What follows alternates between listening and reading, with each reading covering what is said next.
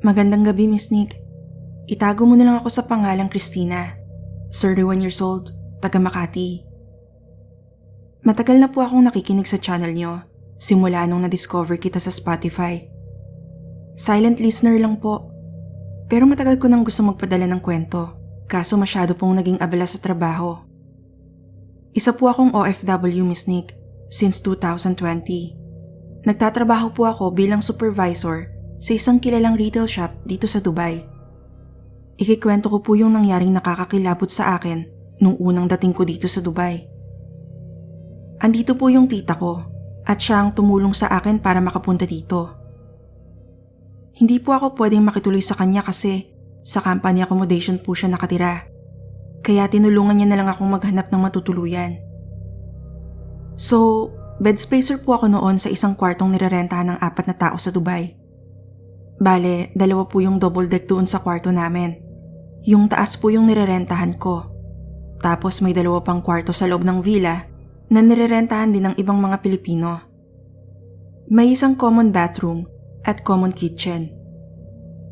That time po, dahil bago pa ako, wala pa po akong trabaho. Kaya ako ang naiiwang mag-isa sa bahay pag weekdays dahil may mga pasok sila sa trabaho. First morning ko po iyon dun sa tinitirahan ko, Miss Nick. Nagising po ako. Mga 9:00 na ata yon. Kasi pakiramdam ko may nakatingin sa akin. Yung double deck po kasi na tinutulugan ko, nakatapat sa pintuan ng kwarto. Nakita ko pong bukas na bukas. Bumangon po ako, Miss Nick, at lumapit sa pinto. Sinilip ang hallway kung may tao ba. Pero wala. Nakasara po yung pinto ng 2 kwarto at banyo.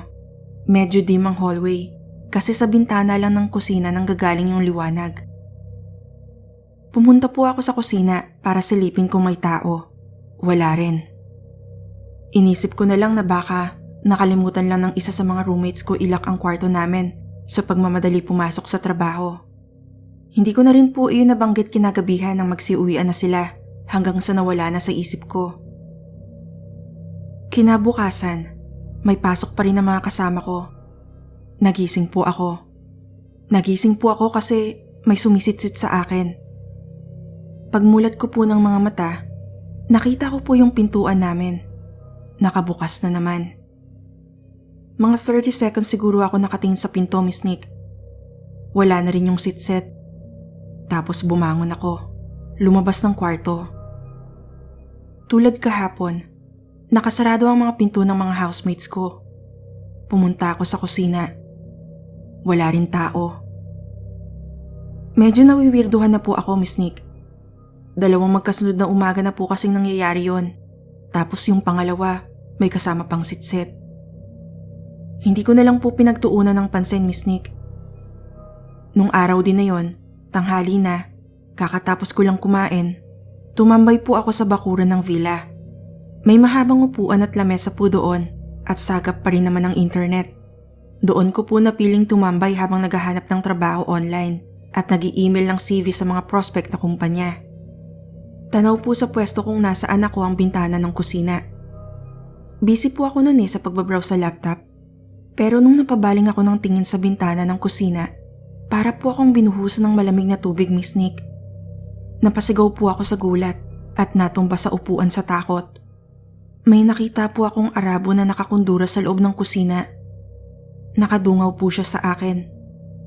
Sa mga hindi po nakakaalam kung ano ang kundura, yun po yung tradisyonal nilang kasuotan na kulay puti. Medyo masakit po yung pagkakabagsak ko sa lupa, Miss Nick. Pagtingin kong muli sa bintana ng kusina, wala na yung lalaki. Miss Nick, wala pong ibang labasan at pasukan ng bahay kundi yung main door at natatanaw ko lang din. At yung pwesto kung nasaan ako ay ilang hakbang lang mula sa gate ng villa. Sa takot ko po, hindi ako pumasok sa loob ng bahay kasi kako hindi ko naman siya nakitang lumabas. So malamang nagtatago lang yung lalaki sa loob ng bahay. Tinawagan ko po yung roommate ko. Takot na takot po ako, Miss Nick. First time ko po mga ibang bansa. Wala pa akong 1 linggo, tapos biglang ganito. Sinabi ko po sa roommate ko ang nangyari. Tapos nag-worry din siya para sa akin.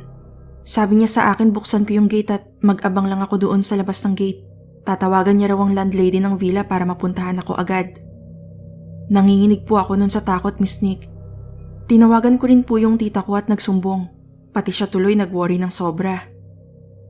Pagkalipas ng mga 15 minutos, dumating po yung landlady na Pilipina.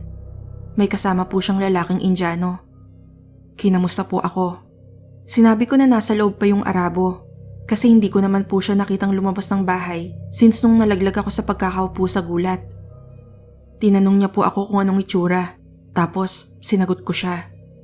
Sinusubukan po ako pakalmahin ng landlady, tapos nagtinginan sila ng Indiano, sabay na iling.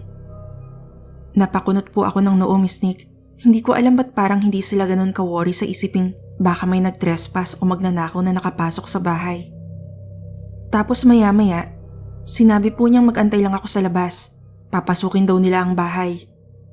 Habang inaantay ko sila, tumawag yung roommate ko para mangamusta.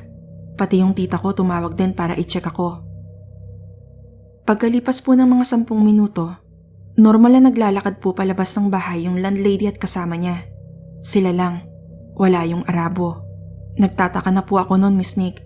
Sinalubong ko po sila, tapos tinanong ko kung nasaan yung Arabo, kung hindi ba nila nahanap. Tapos po, pinaupo ako ng landlady. May sasabihin daw po sila sa akin. Takang-taka po ako noon, Miss Nick. Sabi niya sa akin, wala raw silang nakitang intruder sa loob ng bahay. Dahil may ekstrang susi ng mga kwarto ang landlady namin, binuksan daw nila pati yung 2 kwarto. Pero wala silang nakita. Sinilip na nila ang bawat sulok, wala silang nakita. Sabi ko papaanong nangyari yun? Ang linaw kong nakita na may nakatayong Arabo, nakakundura, doon sa loob ng kusina. Tapos sabi ng landlady sa akin, ang nakita ko raw ay yung dating may-ari ng villa. Miss Nick, biglang para na naman akong binuhusan ng malamig na tubig nung sinabi niyang patay na raw iyon, inatake raw sa puso. Tapos pagkaraan ng panahon, yung naiwan niyang pamilya, lumipat ng bahay at pinaparenta na lang yung villa. Madalas daw pag may bagong salta sa villa, nagpapakita raw o nagpaparamdam yung Arabo. Parang pa-welcome daw, sabay tawa. Alam din daw ito ng mga housemates ko kasi yung ilan sa kanila, pinagparamdaman din ng bagong salta sila. Miss Nick, dahil sa matatakotin ako sa mga bagay na may kinalaman ng multo, agad ko pong tinawagan ng tita ko. Sinabi ko po sa kanya lahat, pati yung ni-reveal ng landlady. Pinilit ko po talagang umalis doon sa villa. Hindi ko po kayang magstay kahit isang gabi doon, lalo't alam ko na may multo pala. Diyos ko, kung ano-anong nakakatakot na eksena ang nai-imagine ko nung oras na yon. Tulad ng, what if magising akong nakatayo na siya sa loob ng kwarto namin? What if kilitiin niya yung paa ko habang natutulog? Diyos ko, hindi ko kaya. Kinausap ko na rin yung landlady at nagpaalam.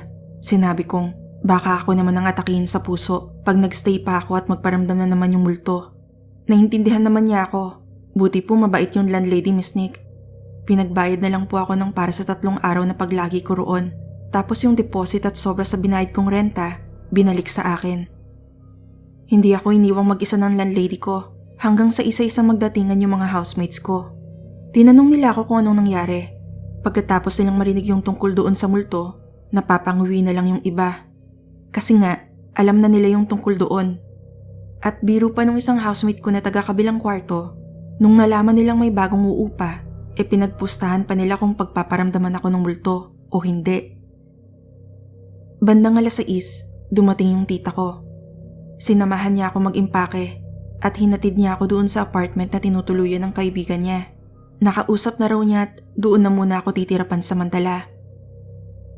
Awa ng Diyos, wala naman po akong nakakatakot na naramdaman doon sa tinuluyan ko, Miss Nick.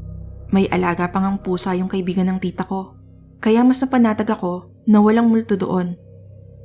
Hanggang sa nakahanap ako ng trabaho pagkalipas ng 2 linggo, hindi na rin ako umalis doon sa apartment ng kaibigan ng tita ko. Sa kanya na lang ako nagre-renta. At saka, napalapit na rin kasi sa akin yung pusa. At higit sa lahat, na-trauma po ako Mahirap na. Baka ang susunod na malipatan ko, may nakatira ring multo. Hanggang dito na lang po ang kwento ko, Miss Nick. Sana ay nagustuhan nyo.